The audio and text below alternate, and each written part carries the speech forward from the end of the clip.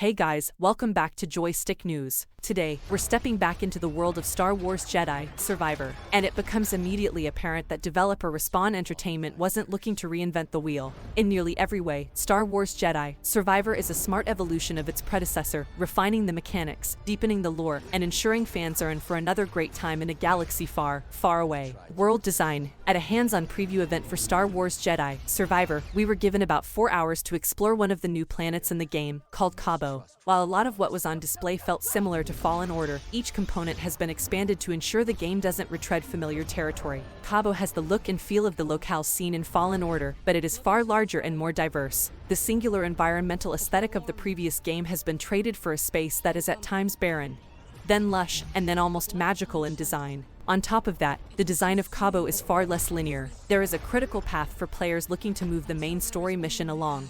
But there are also branching areas that sometimes lead to secrets and serve as short detours, as well as larger paths that can feel like fully fleshed out levels. Respawn will even support some of that meandering with side quests. Combat. Similar to the world design, combat in Star Wars Jedi, Survivor expands on Fallen Order in all the best ways. Our preview took place about an hour in, but Cal jumps into combat with the full suite of Jedi powers that he developed in the first game. He can pull in targets for a quick lightsaber thrust, push stronger targets to keep them at bay, or slow a group before slicing and dicing them all. It gets more complex as players unlock new nodes on the skill tree, which has been greatly expanded for the sequel, but even at this early stage, Cal feels appropriately powerful. New for Jedi, Survivor is the ability to confuse targets, which makes them fight on Cal's side for a brief time. Lightsaber combat has also been expanded to include stances, which is another way of saying lightsaber forms like dual-wield, double-bladed, or traditional single-blade. Each stance has its own animations, attack combos, abilities, and strengths and weaknesses in combat, so learning them is going to be key to survival.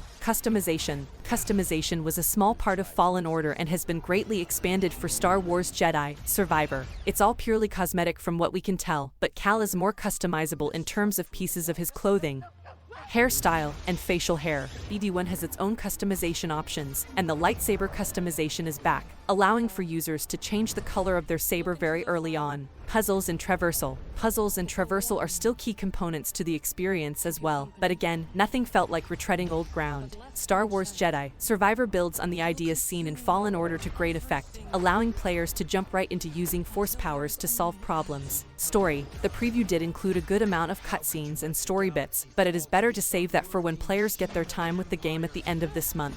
What's worth saying is that the writing and the performances are just as sharp as they were in the first game, and the adventure in Star Wars Jedi, Survivor promises to be equally intriguing. Cameron Monaghan also feels, overall, Star Wars Jedi, Survivor looks like a worthy sequel to Fallen Order, with Respawn Entertainment taking the opportunity to build upon the solid foundation of the first game in every way. From the expanded world design to the refined combat and customization options, there is a lot to look forward to in this upcoming release. If you're a fan of Star Wars or action-adventure games, it's definitely worth keeping an eye on Star Wars Jedi, Survivor. With its engaging gameplay, immersive world, and exciting story, it promises to be a great addition to the Star Wars canon and a fantastic gaming experience.